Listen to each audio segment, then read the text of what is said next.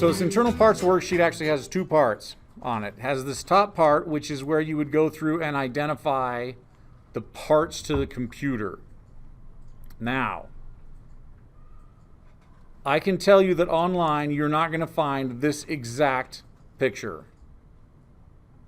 In fact, not a lot of computers are exactly the same. Because let's say if you were a computer company and you started making computers that were exactly the same as like an Alienware computer, right? You'd probably get sued because that's copyright infringement or some kind of patent issue, right? So things kind of have to be different.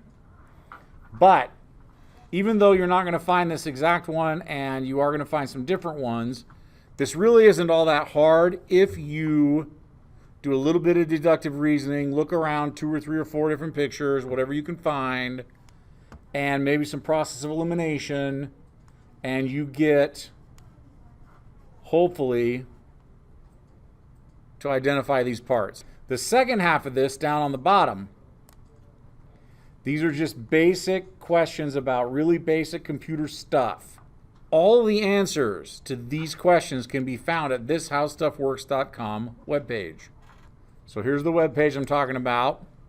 Now, the interesting thing about this webpage, this article on this webpage used to be divided into a bunch of individual separate pages, which made it really, really hard for people to click around from page to page to find what they were looking for.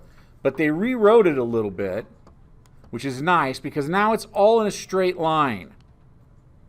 So instead of clicking from page to page, you have to use kind of a couple of reading strategies.